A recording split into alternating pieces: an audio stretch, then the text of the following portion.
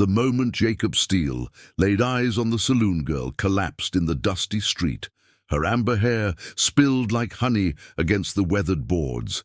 He knew she would either save his soul or damn it entirely. 3 months had passed since fever took his Mary, leaving him alone on the Broken Arrow Ranch with nothing but cattle, silence, and the kind of grief that gnawed at a man's bones. The townspeople of Dustfall whispered he'd gone peculiar, talking to his horse more than humans, letting his beard grow wild as tumbleweeds. They weren't wrong, but this morning something had driven him to town. Maybe it was the dream of Mary's voice calling his name. Maybe it was the way the sunrise painted the mesa, the exact shade of his late wife's Sunday dress. Whatever force pulled him from his self-imposed exile, it led him straight to the scene unfolding outside the Silver Dollar Saloon. 27. $2.50, Mad Dog McKinnon snarled, his boot nudging the unconscious woman's ribs. That's what this worthless dove owes me, plus interest. The girl couldn't be more than 22, Jacob reckoned. Even unconscious, her face held a defiance that reminded him of wild mustangs, beautiful, fierce, and broken by circumstances beyond their choosing. Her dress, once blue as mountain lupines, was torn at the shoulder, revealing skin pale as creek stones. She ain't paid her keep in a week, McKinnon continued, addressing the growing crowd. Won't work the rooms upstairs, won't serve drinks proper, just sits there staring at nothing like her mind's gone somewhere else entirely. Then why keep her? Asked Mrs. Abernathy, the baker's wife, clutching her shawl tight. McKinnon's laugh was sharp as broken glass. Because she's still pretty enough to bring men through my doors, even if she can't remember her own name half the time. But I'm done carrying dead weight. Jacob's jaw tightened.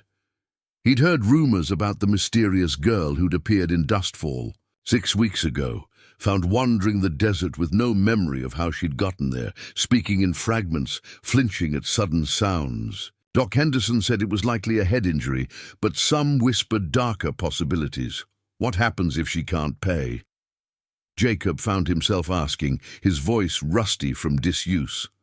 McKinnon's grin revealed teeth like yellowed piano keys. Well now, Mr. Steele didn't expect to see you in town. As for this little songbird, he gestured toward the girl. Debtor's prison in Silver City, I reckon. Though I doubt she'd last long with those delicate hands. Something cold and familiar twisted. In Jacob's chest, the same feeling he'd had watching Mary grow paler each day, helpless to stop the fever from claiming her. He'd failed to save his wife, but this stranger, this broken bird bleeding in the dust, I'll pay her debt. The words left his mouth before his mind could catch up. The crowd fell silent, save for the whisper of wind through the wooden buildings. McKinnon's eyebrows climbed toward his receding hairline. All of it? The saloon owner pressed. $27.50 plus what she'll owe for room and board until she's strong enough to travel? Jacob nodded, though his savings were modest. All of it. Jacob Steele, Mrs. Abernathy gasped. What would Mary think? The question hit him like a physical blow. What would Mary think? His gentle wife, who died believing in the goodness of people who'd made him promise to find joy again someday. Would she understand this reckless act, or would she see it as betrayal? The girl's eyelids fluttered open, revealing eyes the color of sage honey. They fixed on Jacob's face with startling intensity, as if she were trying to read his very soul. Who? She whispered, her voice like wind through prairie grass. Who are you? Jacob knelt beside her, ignoring the dust on his best trousers. Someone who's fixing to help you, miss, if you'll let me. Those honey-colored eyes searched his face, confusion and hope warring in their depths. I can't. I don't remember. Easy. Now, he murmured, the same tone he'd used with spooked horses. Memory's a funny thing. Sometimes it comes back when you least expect it. McKinnon cleared his throat impatiently. So we got ourselves a deal, Steele, or are you just going to kneel there holding her hand all day? Jacob stood, his decision crystallizing like morning frost. "We have a deal." He pulled out his leather wallet, counting bills with steady hands despite the tremor in his chest. "But I want something in return." "Name it. The girl comes with me, today. No more working in your saloon, no more sleeping in some back room like a prisoner." McKinnon's eyes narrowed. "You buying yourself a woman, Steele?" "I'm buying her freedom," Jacob replied, meeting the man's gaze without flinching. "What she does with it is her choice." He handed over the money, each bill feeling like a small piece of his future. The girl struggled to sit up, her face pale but determined. "I don't understand," she said, looking between Jacob and McKinnon. "Why would you do this for someone you don't even know?" Jacob offered her his hand, noticing how she hesitated before taking it. Her fingers were cold as winter creek water, but her grip was surprisingly strong. "Sometimes," he said, helping her. To her feet, "A man has to do what's right, even when he can't explain why." As they walked toward his wagon, the girl stumbling slightly against his steadying arm, Jacob caught a glimpse of something in her eyes that made his breath catch. Recognition, fear, or perhaps something else entirely, a memory trying to surface from whatever darkness had claimed her past. But as they reached the wagon's edge, she suddenly gripped his arm with desperate strength and whispered words that chilled him to the bone. "They're coming back for me." Jacob's blood turned to ice. "Water. Who's coming back?" The girl's fingers dug into his forearm, her honey-colored eyes wide with terror that seemed to come from somewhere deeper than memory. I don't know, but they are. They have to be." Her voice dropped to a whisper. "People like me don't just disappear without someone looking." "What kind of people?" Jacob pressed gently, but she was already pulling away, that familiar confusion clouding her features like storm clouds rolling over the mesa. "I don't remember," she said, the words coming out flat and defeated. "I never remember." The ride back to the Broken Arrow passed in tense silence, broken only by the creak of wagon wheels and the distant cry of a red-tailed hawk. Jacob found himself stealing glances at his unexpected passenger, noting how she startled at every shadow, how her head turned sharply at sounds only she seemed to hear. His ranch house sat squat and weathered against the backdrop of Red Canyon. Walls, its whitewashed walls now gray with neglect, the vegetable garden Mary had tended with such. There was nothing but weeds and broken fence posts. Even the roses she'd planted by the front porch had withered to thorny skeletons. "It's peaceful," the girl said, and Jacob realized those were the first words she'd spoken since leaving town. "Used to be," he replied, climbing down from the wagon. "My wife, she had a way of making things grow." "Where is she now?" The question was asked with such innocent directness that Jacob felt his throat tighten. "Buried on the hill behind the house. Fever took her come spring." The girl nodded, as if this explained something important. "That's why you helped me. You understand what it's like to lose pieces of yourself." Her perception caught him off guard. Most folks tiptoed around his grief, but she'd cut straight to the heart of it with the casual precision of someone who knew intimacy with loss. He helped her down from the wagon, noting again how she moved, careful, calculated, like someone accustomed to expecting attack from any direction. "What should I call you?" "I don't know my real name," she said, brushing dust from her torn dress. "McKinnon called me Lily, but it never felt right, like wearing someone else's shoes." Jacob nodded toward the house. "Well, Miss Lily, let's get you cleaned up and fed, then we'll figure out what comes next." But as they approached the front door, she stopped abruptly. "The roses," she whispered, staring at the dead bushes. "They're not supposed to be dead. They've been neglected." "No." Her voice carried sudden authority, as if she were remembering something crucial. "Roses don't die that easy. Someone killed them, on purpose." Jacob frowned, studying the withered plants with new eyes. He'd assumed they'd simply succumbed to his poor care, but now he noticed something odd. The cuts on the stems were too clean, too deliberate. Someone had indeed taken shears to them. "When did your wife die?" Lily asked. 3 months ago." "Why?" She knelt beside the largest bush, her fingers tracing the severed stems. "These were cut recently, maybe 2 weeks ago. Someone's been watching this place." A chill ran down Jacob's spine. "That's impossible. Nobody comes out here except the person who's been waiting for you to bring me home." The words hung in the air like smoke from a distant fire.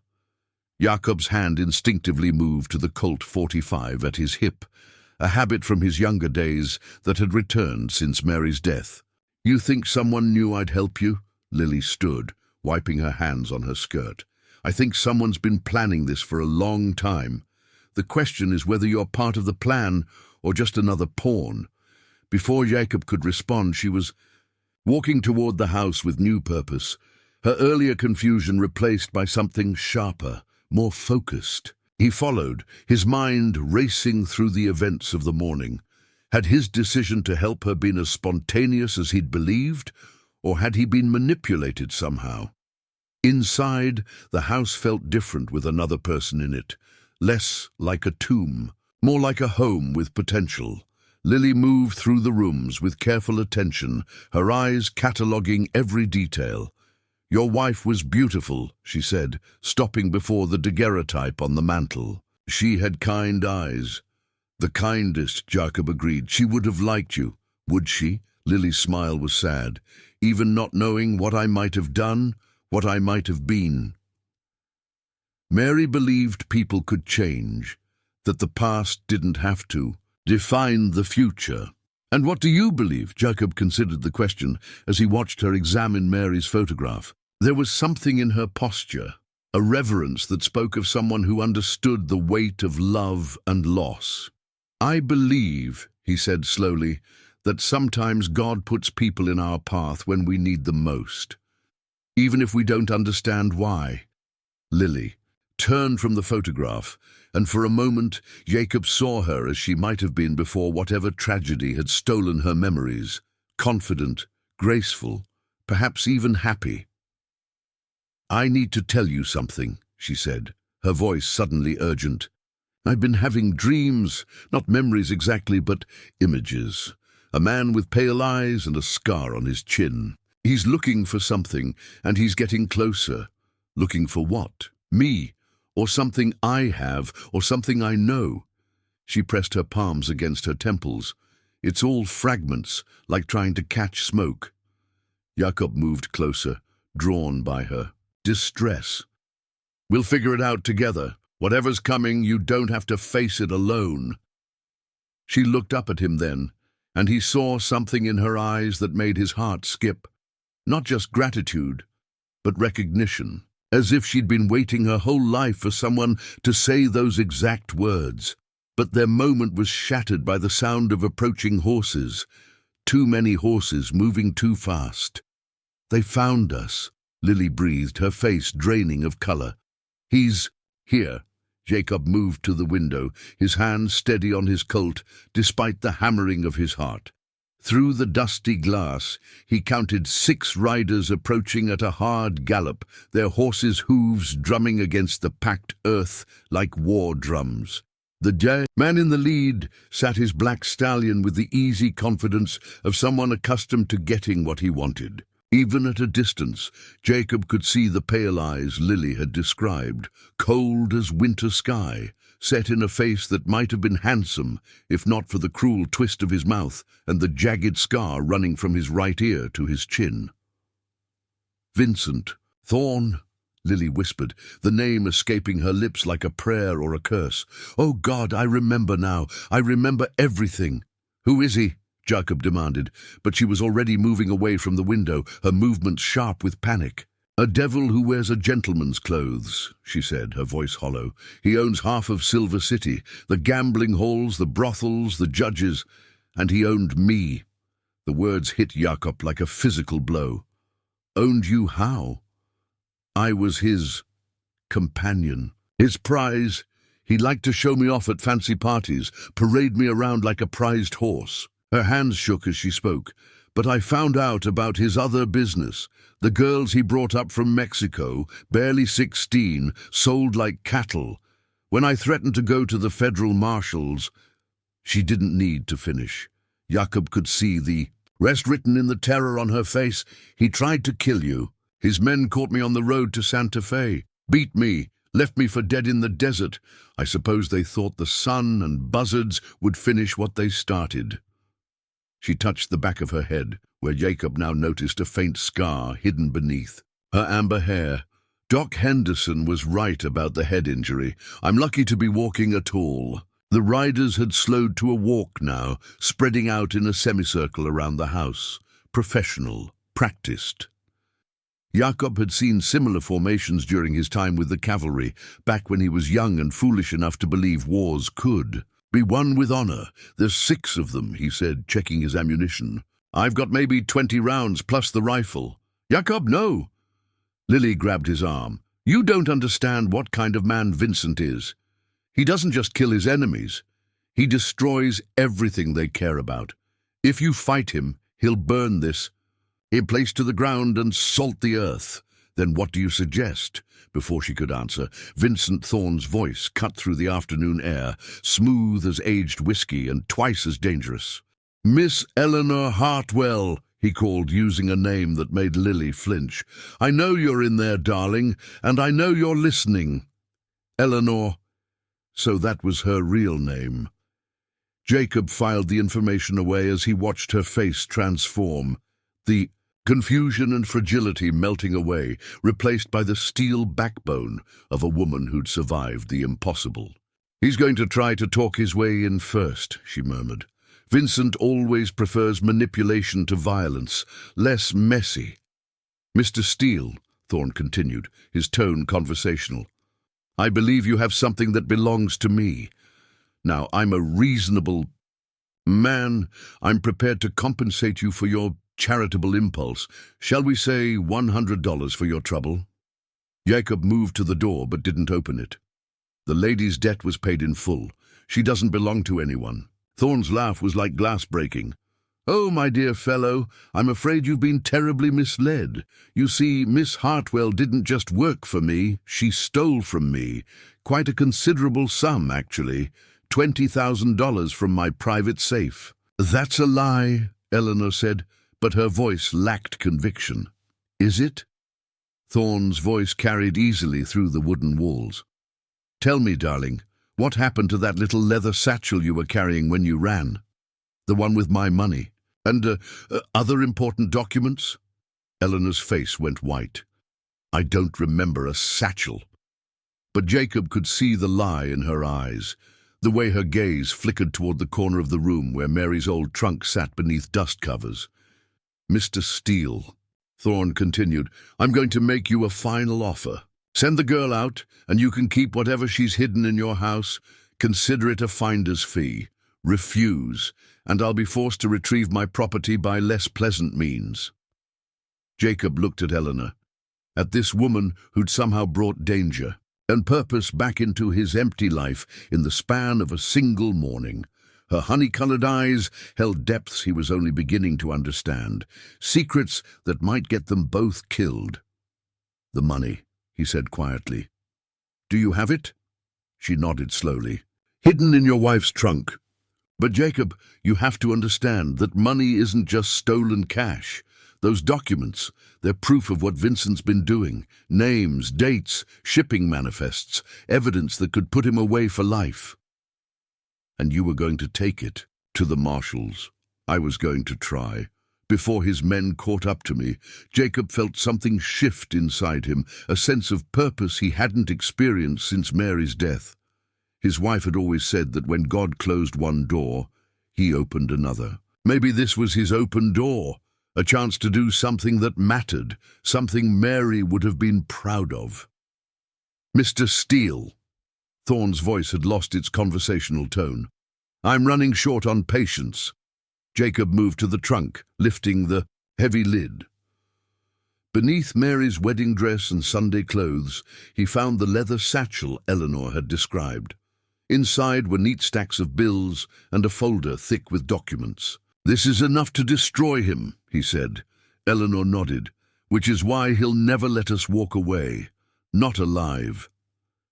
Outside, Jacob heard the distinctive sound of rifles being cocked.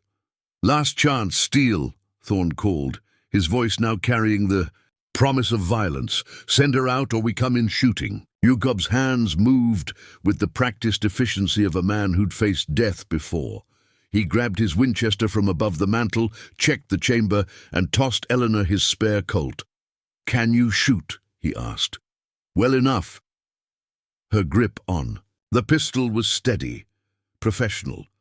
Another piece of her mysterious past clicking into place. "The back room has a window facing the canyon," Jacob said, his mind racing through defensive positions. "If things go badly, you run for the rocks. There's a trail down to the creek. Follow it south to the old mining camp. Telegraph line runs through there. I'm not leaving you to die for me, and I'm not letting that bastard take you."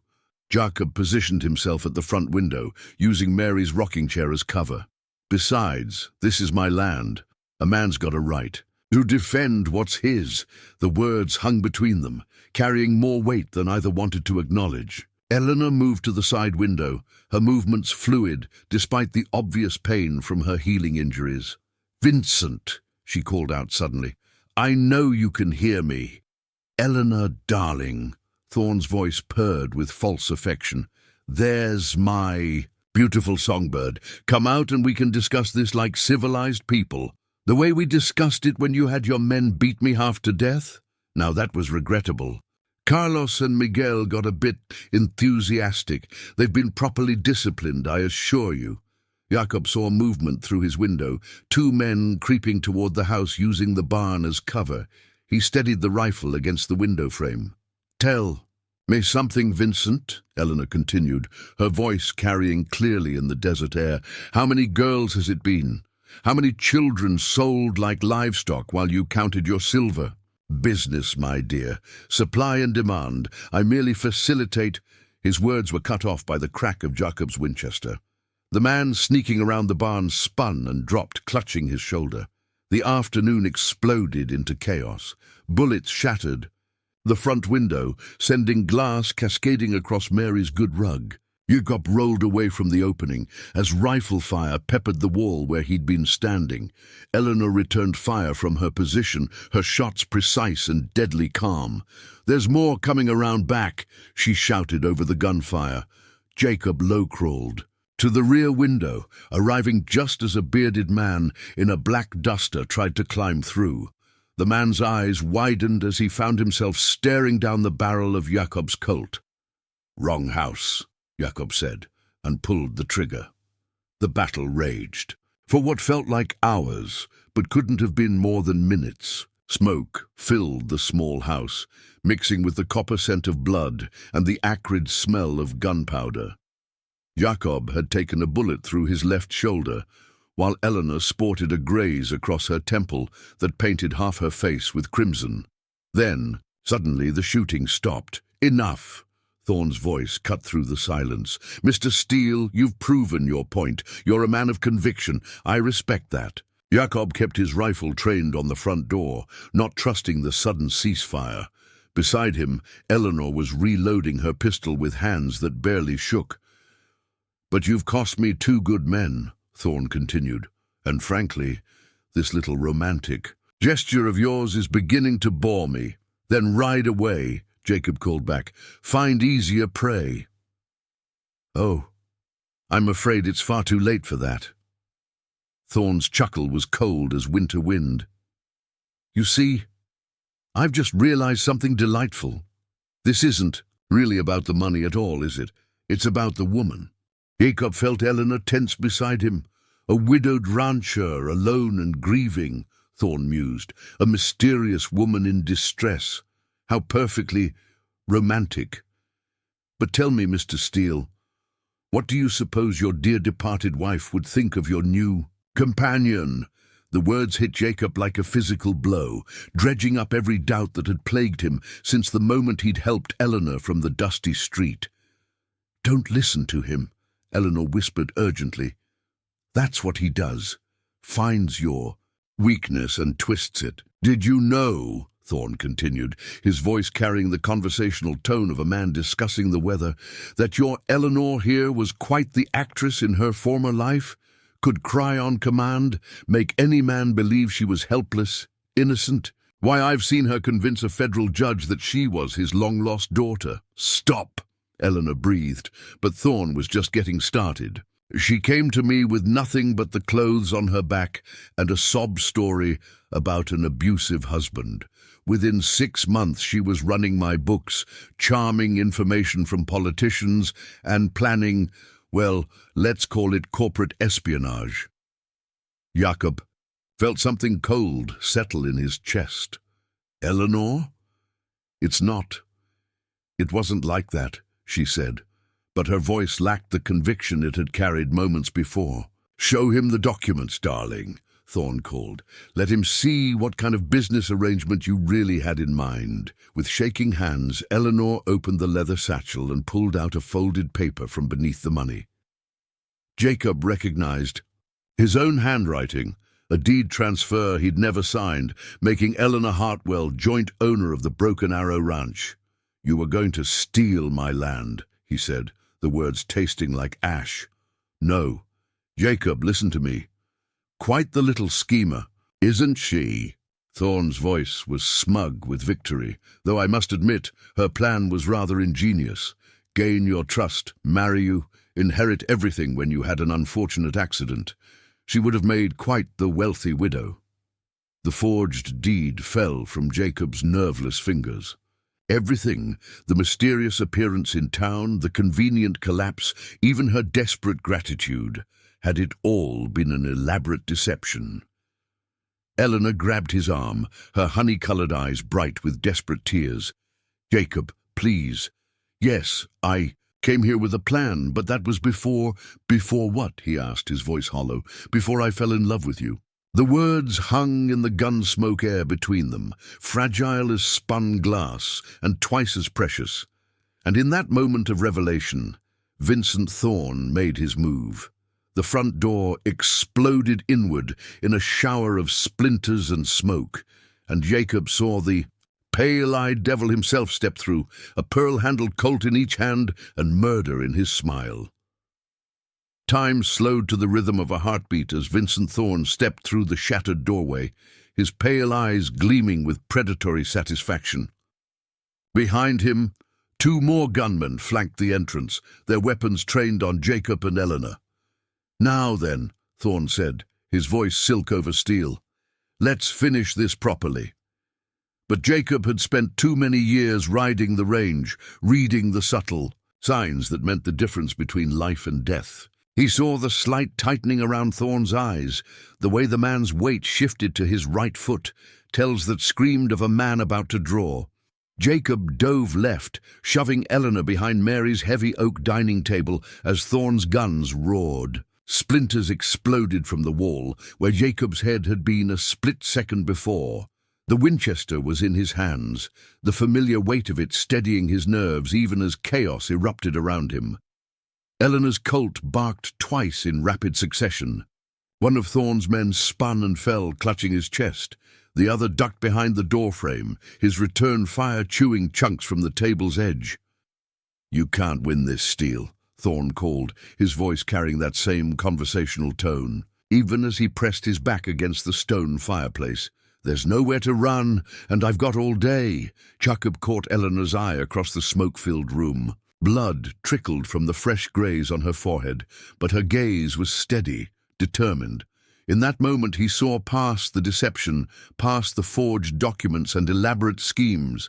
He saw a woman who'd been running so long she'd forgotten how to trust, who'd built walls of lies to protect a heart that had been broken too many times. "The documents," he whispered, loud enough for her to hear.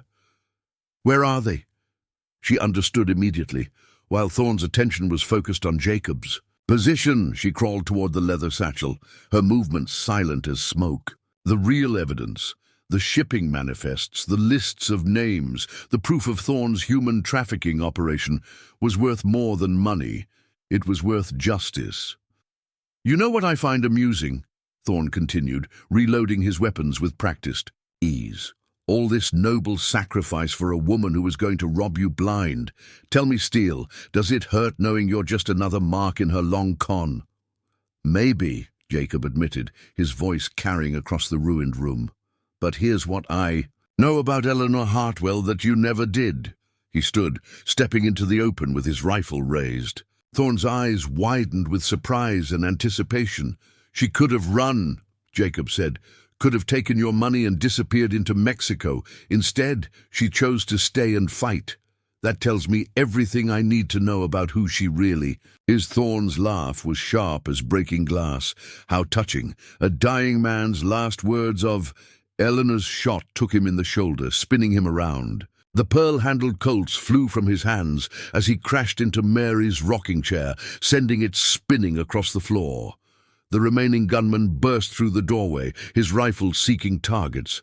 Jacob's Winchester spoke once, a clean shot that ended the fight in a thunder of echoes.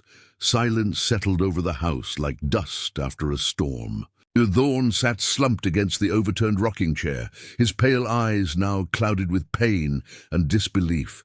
Eleanor stood over him, the Colt steady in her grip, the leather satchel clutched against her chest. "It's over, Vincent," she said softly. "Is it?" Thorne's smile was weak but venomous. "You think killing me solves anything? I've got judges, sheriffs, politicians in my pocket from here to San Francisco. Without me alive to testify, those documents are just paper." "Then it's a good thing you're not dying today," Jacob said, kicking the fallen guns away from Thorne's reach. "Eleanor, there's rope in the barn. We'll tie him up, get Doc Henderson to patch his shoulder, then take him and the evidence to the federal marshal in Santa Fe." "You're making a mistake," Thorne snarled. "She'll betray you the first chance she gets. It's what she does." Jacob looked at Eleanor, seeing the doubt and fear warring in her honey-colored eyes. The forged deed lay on the floor between them, a reminder of the deception that had brought them together. "Maybe," he said finally, "but people can change. My Mary always said the heart was the last thing to lie, even when everything else was false." Eleanor's eyes filled with tears, real ones this time, not the calculated moisture of a practiced actress. "Jacob, I need you to know, when I said I loved you, that wasn't part of the plan. That was the first true thing I'd said in years." He stepped closer, ignoring Thorne's contemptuous snort. "Then we'll build on that truth. Everything else we'll figure out as we go." She smiled then, the expression transforming her face from beautiful to radiant. "What about the ranch? The deed?" Jacob picked up the forged document and tossed it into the fireplace, where it caught flame and curled into ash. "Fresh start. Clean. Slate, if you want to stay, you stay because you choose to, not because of some scheme." 3 days later they stood on the hill behind the house where Mary lay buried. The roses Eleanor had replanted were already showing new growth, their green shoots reaching toward the morning sun, like prayers made visible. "She would have liked you," Jacob said, his hand finding Eleanor's. "Mary always said love wasn't about the past. It was about what you chose to build together." Eleanor squeezed his fingers, her wedding ring, Mary's ring given freely, catching the light. "I choose this," she said simply. "I choose you. I choose us." In the distance, a meadowlark called to its mate, the sound carrying across the mesa like a blessing. The desert bloomed around them, proof that even in the harshest places, love could take root and flourish. Well now, if this tale of second chances and desert roses has warmed your heart like a good cup of coffee on a cold morning, I'd be much obliged if you'd share it with fellow travelers. And if you've got a mind to hear more stories from these dusty trails, well, a storyteller's always grateful for folks willing to listen.